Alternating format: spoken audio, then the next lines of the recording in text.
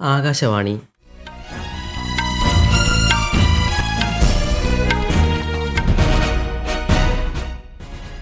നമസ്കാരം. വാർത്തകൾ വായിക്കുന്നത് മഹേഷ് ദിവാകരൻ.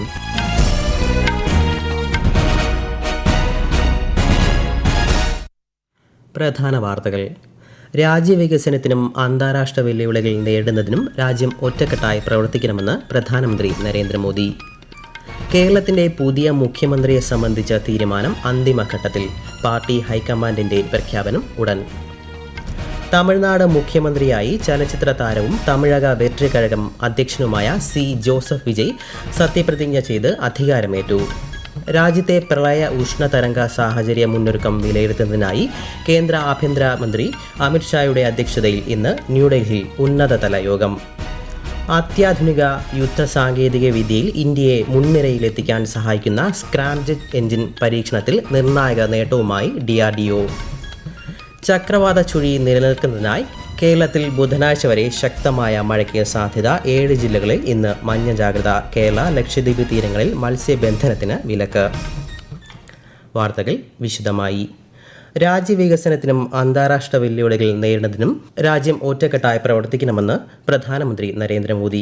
ബംഗളൂരുവിൽ ഒരു പൊതുപരിപാടിയെ അഭിസംബോധന ചെയ്യുകയായിരുന്നു അദ്ദേഹം. ചരിത്രത്തിൽ നിന്നും പ്രചോദനം ഉൾക്കൊണ്ടാണ് ഓപ്പറേഷൻ സിന്ദൂറിന്റെ 1ാം വാർഷികം രാജ്യം ആഘോഷിച്ചതെന്നും പ്രധാനമന്ത്രി പറഞ്ഞു. शौर्य और सामर्थ्य की विरासत ये हमारी बहुत बड़ी ताकत है. इसी प्रेरणा से हमने 3 दिन पहले ऑपरेशन सिंदूर की पहली वर्षगांठ मनाई है. ഇന്ന് ഉച്ചയ്ക്ക് ശേഷം ഹൈദരാബാദിലേക്ക് തിരിക്കുന്ന പ്രധാനമന്ത്രി 9,400 കോടി രൂപയുടെ വിവിധ വികസന പദ്ധതികളുടെ ഉദ്ഘാടനവും തറക്കല്ലിടലും നിർവഹിക്കും. കേരളത്തിന്റെ പുതിയ മുഖ്യമന്ത്രിയെ സംബന്ധിച്ച അന്തിമ തീരുമാനം ഉടൻ ഉണ്ടായേക്കും. സർക്കാർ രൂപീകരണവുമായി ബന്ധപ്പെട്ട കോൺഗ്രസ് ഉന്നതാധികാര സമിതി ഇന്നലെ ന്യൂഡൽഹിയിൽ യോഗം ചേർന്നു. കോൺഗ്രസ് അധ്യക്ഷൻ മല്ലികാർജ്ജുൻ ഖാർഗെയുടെ വസതിയിൽ നടന്ന യോഗത്തിൽ മുതിർന്ന നേതാവ് രാഹുൽ ഗാന്ധി, കേരളത്തിന്റെ ചുമതലയുള്ള ജനറൽ സെക്രട്ടറി ദീപാദാസ് മുൻഷി, സംസ്ഥാനത്ത് നിന്നുള്ള മുതിർന്ന നേതാക്കൾ എന്നിവരും പങ്കെടുത്തു. അന്തിമ തീരുമാനം കോൺഗ്രസ് അധ്യക്ഷൻ മല്ലികാർജ്ജുൻ ഖാർഗെയും രാഹുൽ ഗാന്ധിയും ചേർന്ന് കൈക്കൊള്ളുമെന്ന് പാർട്ടി അറിയിച്ചു.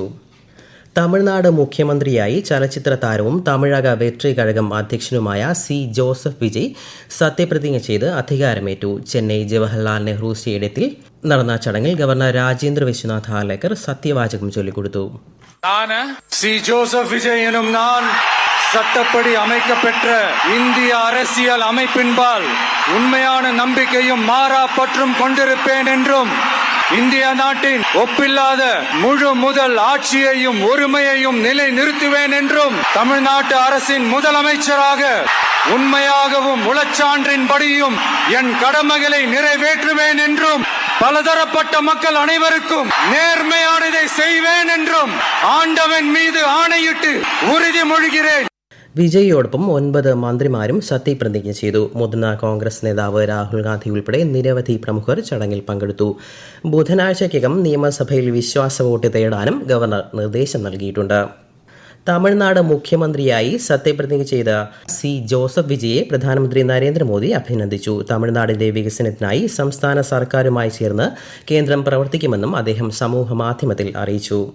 പുതുച്ചേരി മുഖ്യമന്ത്രിയായി എൻ രംഗസ്വാമിയെ രാഷ്ട്രപതി ദ്രൗപദി മുർമു നിയമിച്ചു. നിയമനത്തെ തുടർന്ന് ലഫ്റ്റനന്റ് ഗവർണർ കെ കൈലാഷ് നാഥൻ കേന്ദ്രഭരണ പ്രദേശത്ത് പുതിയ സർക്കാർ രൂപീകരിക്കാൻ ശ്രീ രംഗസ്വാമിയെ ക്ഷണിച്ചു. മെയ് 13 എൻ രംഗസ്വാമി പുതുച്ചേരി മുഖ്യമന്ത്രിയായി സത്യപ്രതിജ്ഞ ചെയ്യും. AINRCയുടെ നേതൃത്വത്തിലുള്ള NDA സഖ്യം നിയമസഭാ തെരഞ്ഞെടുപ്പിൽ മികച്ച വിജയം നേടിയതിനെ തുടർന്നാണ് 5ാം തവണയും ശ്രീ രംഗസ്വാമി അധികാരമേൽക്കുന്നത്. അസമിൽ പുതിയ സർക്കാരിന്റെ സത്യപ്രതിജ്ഞ മറ്റന്നാൾ നടക്കും. BJP നേതൃത്വം നൽകുന്ന NDA തുടർച്ചയായ 3ാം തവണയാണ് അധികാരത്തിലെത്തുന്നത്. അതേസമയം അസമിൽ BJP നിയമസഭാ കക്ഷി നേതാവിനെ തെരഞ്ഞെടുക്കുന്നതിന് പാർട്ടി MLAമാരുടെ യോഗം ഇന്ന് ഗുവാഹത്തിയിൽ ചേരും. ജനാധിപത്യം ശക്തിപ്പെടുത്തുന്നതിൽ ഓരോ സമ്മതിദായകനും പങ്കാളികളാകണമെന്ന് മുഖ്യ തെരഞ്ഞെടുപ്പ് കമ്മീഷണർ ഗ്യാനേഷ് കുമാർ തിരുപ്പതിയിൽ മാധ്യമപ്രവർത്തകരോട് സംസാരിക്കുകയായിരുന്നു അദ്ദേഹം. പശ്ചിമബംഗാൾ, അസം, കേരളം, പുതുച്ചേരി, തമിഴ്നാട് എന്നിവിടങ്ങളിൽ നടന്ന വിജയകരവും സമാധാനപരവുമായ തെരഞ്ഞെടുപ്പുകളിൽ ശ്രീ ഗ്യാനേഷ് കുമാർ സംതൃപ്തി പ്രകടിപ്പിച്ചു. 2 ദിവസത്തെ സന്ദർശനത്തിനായി എത്തിയ അദ്ദേഹം തിരുപ്പതി ശ്രീ വെങ്കിടേശ്വര ക്ഷേത്രത്തിൽ ദർശനം നടത്തി. രാജ്യത്തെ പ്രളയ ഉഷ്ണതരംഗ സാഹചര്യം നേരിടാനുള്ള തയ്യാറെടുപ്പുകൾ വിലയിരുത്തുന്നതിനായി കേന്ദ്ര ആഭ്യന്തരമന്ത്രി അമിത്ഷായുടെ അധ്യക്ഷതയിൽ ഇന്ന് ന്യൂഡൽഹിയിൽ ഉന്നതതല യോഗം ചേരും. കേന്ദ്ര ഏജൻസികളുടെ തയ്യാറെടുപ്പുകൾ, മുന്നറിയിപ്പ് സംവിധാനങ്ങൾ, വിഭവങ്ങളുടെ വിന്യാസം, ഏജൻസികൾ തമ്മിലുള്ള ഏകോപനം എന്നിവ യോഗത്തിൽ വിലയിരുത്തും. സ്ക്രാംജെറ്റ് എഞ്ചിൻ പരീക്ഷണത്തിൽ നിർണായക നേട്ടവുമായി DRDO.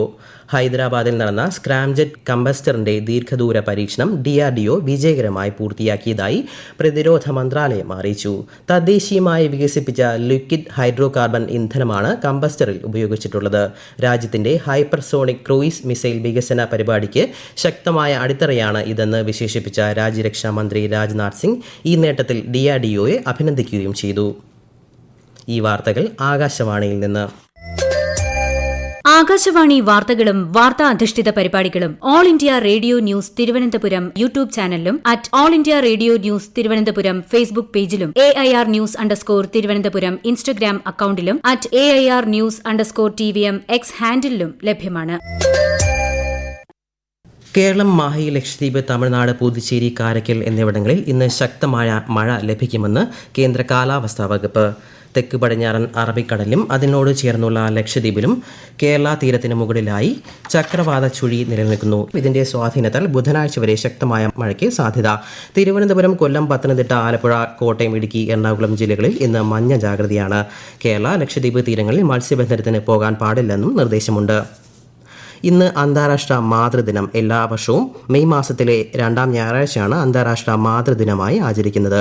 കുട്ടികളുടെ ക്ഷേമത്തിനായി ഉറക്കമില്ലാത്ത രാത്രികളും കഠിനാധ്വാനം ചെയ്യുന്ന പകലുകളും നീക്കിവെക്കുന്ന എല്ലാ അമ്മമാരെയും ആദരിക്കുന്നതിന് ദിനാചരണം ലക്ഷ്യമിടുന്നു.